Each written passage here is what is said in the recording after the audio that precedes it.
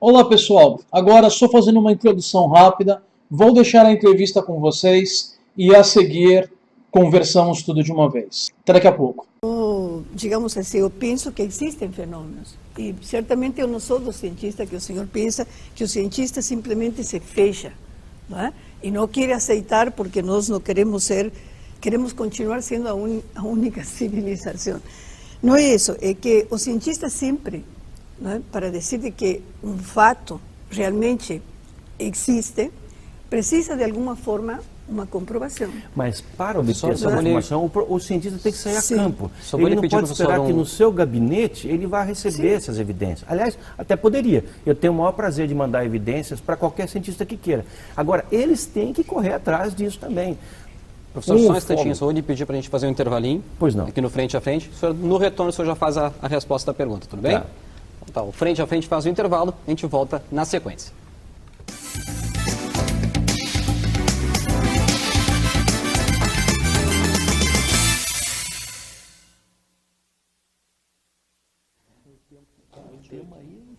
Ah, vai.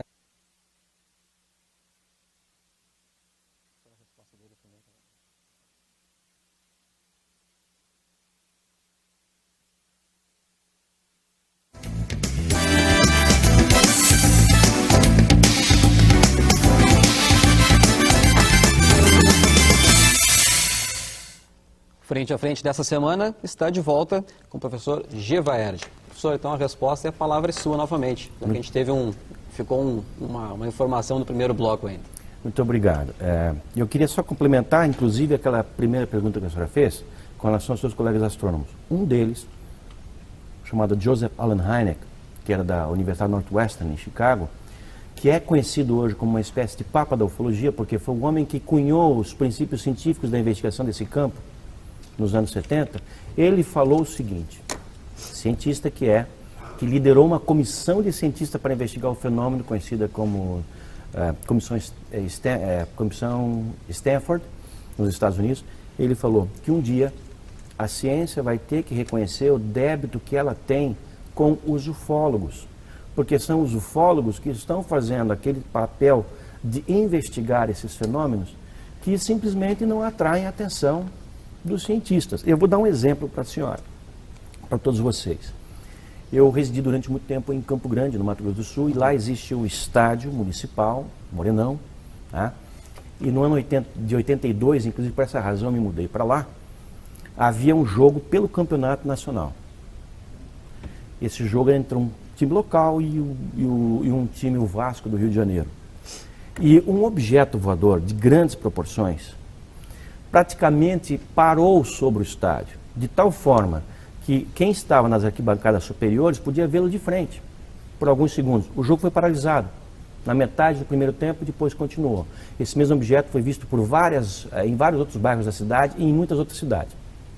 O espantoso é que havia 23.500 pessoas no jogo, todas viram. Um objeto que se deteve em 1982, ali em cima do estádio. O detalhe é que o estádio pertence à Universidade Federal de Mato Grosso do Sul. Vamos dizer assim, é a residência da ciência naquele estado. Sabe quantos professores daquela universidade, quantos alunos, quantos investigadores, quantos funcionários se interessaram em pesquisar isso? Zero.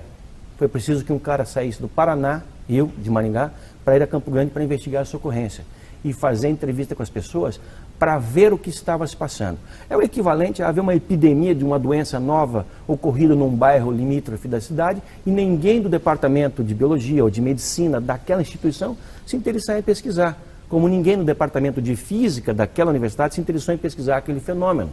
Então, essa é, infelizmente, a atitude que tomam os cientistas. Eu posso lhe garantir que se esse fato se repetir em cima do campus de uma universidade do Rio Grande do Sul, com muito poucas exceções, se é que alguma, vai haver interesse científico, porque as informações estão aí, abundam. Vamos dizer, talvez as informações dos ufólogos não tenham credibilidade por alguma razão, embora tenham, e tenham muita, porque entre os ufólogos há pessoas de formação técnica e muito rigorosas. Mas vamos dizer que ainda assim que eles não tenham condição de serem analisados. E esses documentos que são cunhados pelas Forças Armadas de todo o mundo, e os documentos que foram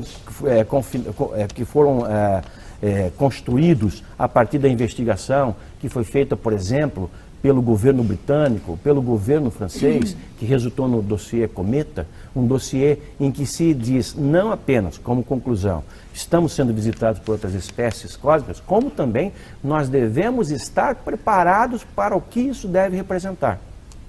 Então, esses documentos, esse material de pesquisa está à disposição. Professor, o que os cientistas têm que fazer é ir até lá e pesquisar. Mas em 82, agora, se quiser, a gente também leva até eles, mas que faça alguma coisa. Em 82, ninguém conseguiu registrar isso no estádio? O jogo estava sendo... Hoje retornamos à entrevista ao ufólogo. Mas antes, vamos falar um pouco de epistemologia. Uma descrição breve. Esta é a área da filosofia que estuda a natureza do conhecimento. Então, o que é conhecimento? Este é um subgrupo de crença que é necessariamente verdadeiro e justificado, ou seja, suportado por evidências. E as ciências são um acúmulo de conhecimentos que temos até o momento sobre o mundo real. Eu poderia ter comentado isso no vídeo passado, mas por algum motivo deixei passar. Falha minha. Na verdade, creio ter deixado passar por não se tratar de uma refutação, e sim apenas um esclarecimento. Então, me desculpem, mas com isso encerramos o pequeno pedaço que estou repetindo da entrevista usado no vídeo passado.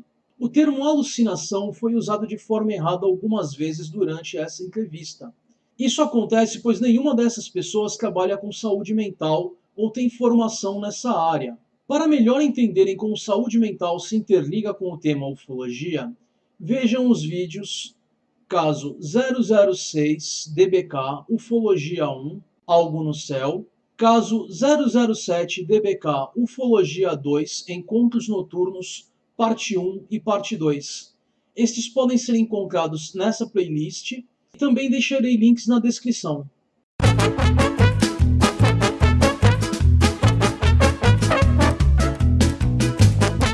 Após o comercial, ele retorna falando em um astrônomo chamado Joseph Allen Hynek. Eu posso ter me enganado na pronúncia, não tenho certeza qual é a origem desse nome, mas, enfim, é como eu imagino que seja. Se eu errei, me desculpem.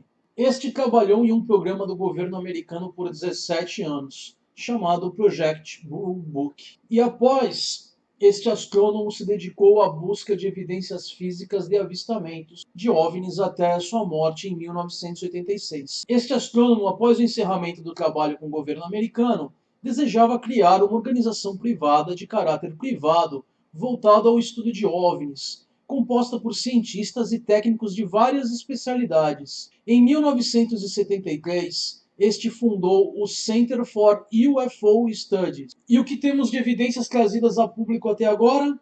Isso mesmo, vocês adivinharam. Nada, zero, nenhuma.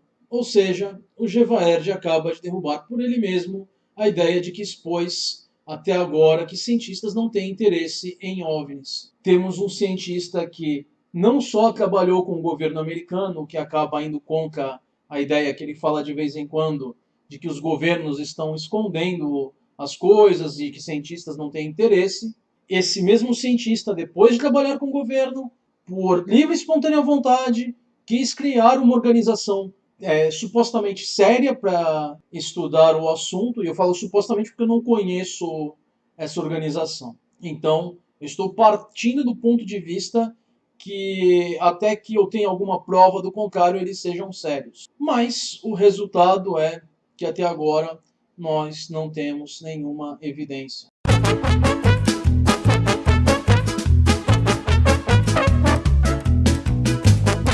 E para dar uma explicação rápida sobre o projeto Blue Book, este foi o terceiro estudo conduzido pela Força Aérea dos Estados Unidos, sediado na base aérea Wright-Patterson, a fim de investigar objetos voadores não identificados. Iniciado em 1952, foi totalmente encerrado em janeiro de 1970. Foi antecedido pelo projeto SIGN e pelo projeto PRUDGE. O objetivo do projeto era determinar se os OVNIs eram uma ameaça potencial à segurança nacional dos Estados Unidos. Para isso foram recolhidos, analisados e arquivados milhares de notícias sobre OVNIs. Nos Estados Unidos, documentos secretos são abertos ao acesso público passados 50 anos, ou seja, já temos acesso a quase todo o material produzido pelo projeto Blue Book. E até agora, nada de evidência. Mas ainda pode aparecer algo nos próximos 3 anos.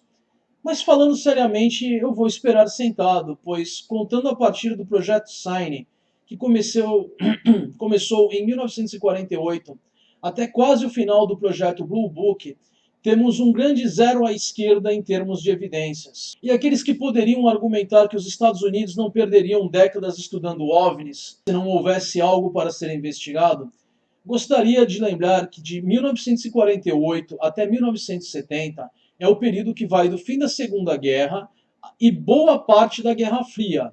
Lembrando que OVNI ou UFO tratam-se de objetos não identificados no céu. Entre a sigla e afirmar-se que se trata de visita alienígenas, há uma boa diferença. O período da Guerra Fria e o fim da Segunda Guerra eram períodos no qual os americanos estavam obsessivamente observando os céus em busca de qualquer coisa estranha por causa da possível ameaça soviética.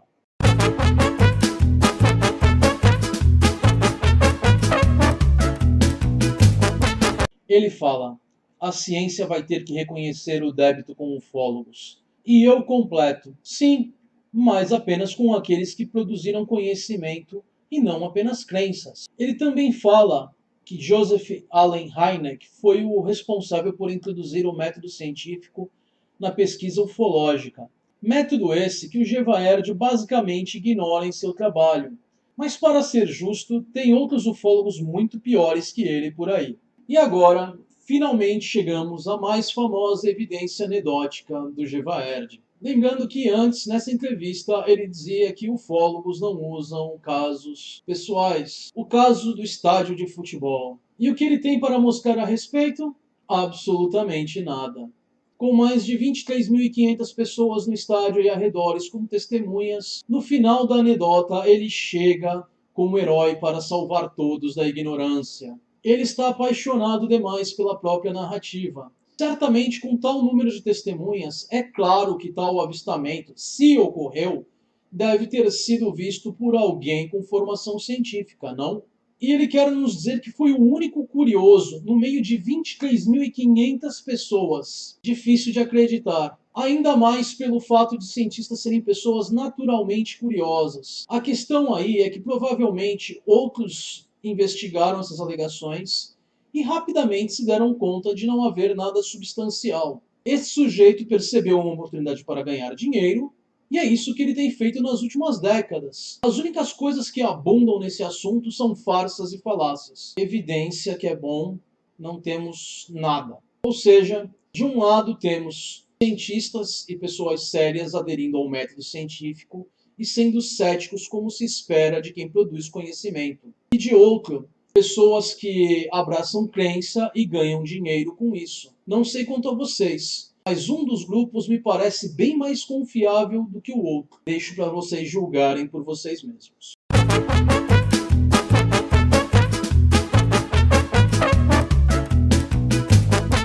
É claro que no meio de ufólogos devem haver pessoas de formação técnica e científica relevantes a esse tipo de pesquisa.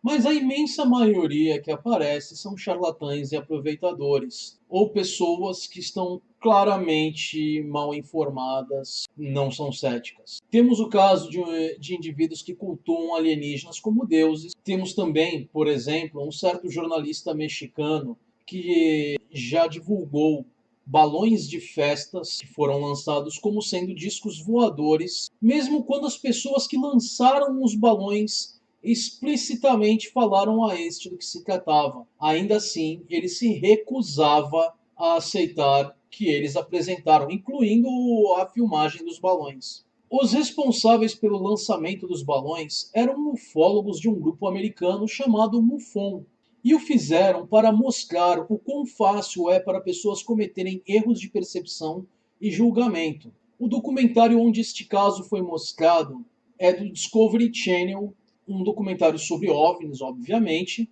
e ele é chamado UFOs Over Earth. Eu não sei qual é o nome em português, mas se eu tivesse que traduzir, eu traduziria como OVNIs sobre a Terra ou algo similar. O trecho em questão pode ser visto no meu vídeo Caso 006 DBK Ufologia 1 Algo no Céu. Link na descrição. Então, mais uma vez, o Gevaerd volta à narrativa de que os governos são bonzinhos e pesquisam a ufologia. Mas se dermos alguns minutos, certamente ele volta à narrativa de que governos escondem informações. Seria bom se ele se decidisse. Enfim, o que ele não parece entender é a necessidade de evidências, pois até agora nenhuma foi apresentada. E o tal dossiê Cometa é coisa que só aparece em blogs e páginas de ufologia.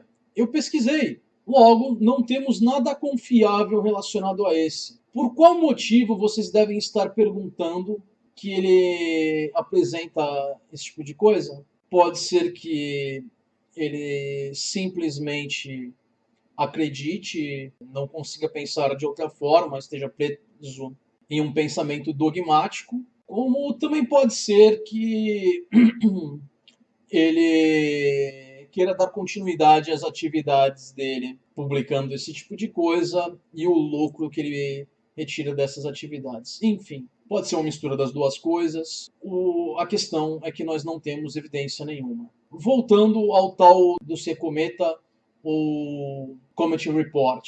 Esse é tão importante e tão relevante que nem sequer uma página de Wikipedia ele tem a respeito. Sim, Wikipedia, onde se encontra páginas até sobre filmes, séries de TV.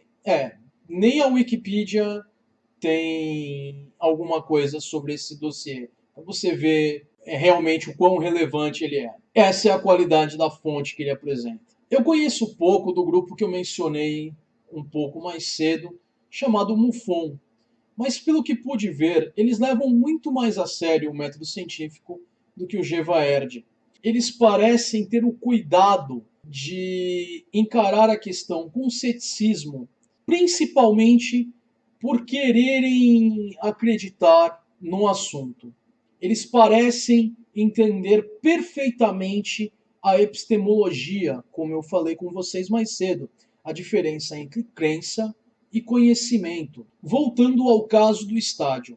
O jogo foi assistido por 23.500 pessoas e sendo transmitido a não sei quantas mais. Mas o que temos aqui é apenas a palavra dele. Certamente alguém que pesquisasse seriamente o assunto por décadas e tivesse interesse em levantar evidências, teria conseguido alguma gravação, alguma evidência relativa a esse episódio e divulgaria esse aos quatro ventos, mostrando as evidências sempre que pudesse. Mas, mais uma vez, tudo que ele traz é a palavra dele. Não importa se ele faz essas alegações por estar preso em vieses cognitivos ou se ele intencionalmente deseja promover falsas informações. O resultado final é o mesmo: muitas alegações e nenhuma evidência.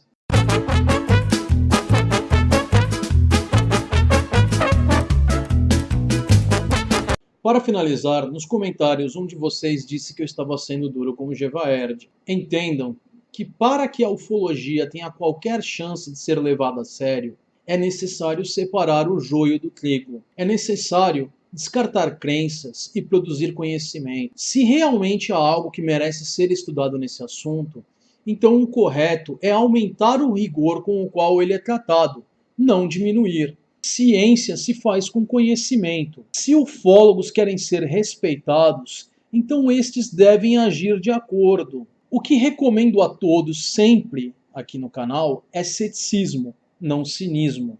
E até que o ônus da prova seja mantido de forma adequada, não há razão para aceitarmos tais alegações. Se este ônus finalmente for alcançado, então o tema não necessitará de crença, pois se tratará de conhecimento. Vou deixar duas frases para vocês que exprimem bem o que eu quero dizer. Alegações extraordinárias exigem evidências extraordinárias. Carl Sagan. A segunda frase é quod gratis acceritur, gratis negatur. O que é alegado sem evidências pode ser rejeitado sem evidências. Esse ditado latino foi popularizado por Christopher Hitchens e passou a ser chamado de navalha de Hitchens. Se eu pareço ser exigente, é porque este é um assunto que sempre me chamou a atenção. Eu sou um cracker, eu adoro obras de ficção científica em geral. Sempre tive interesse em tudo relacionado a espaço.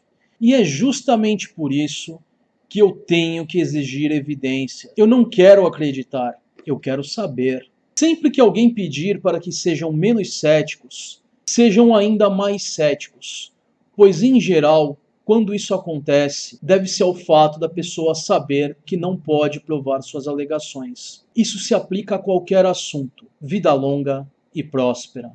O psicético adverte: ceticismo faz bem à saúde. As fontes estarão na descrição do vídeo. Se você gostou do vídeo que acabou de assistir, inscreva-se no canal, deixe seu joinha no vídeo e na página de Facebook. Se desejar, sinta-se livre para compartilhar o vídeo. Caso não tenha feito ainda, clique no sininho do YouTube ao lado do nome do canal para receber as notificações do mesmo.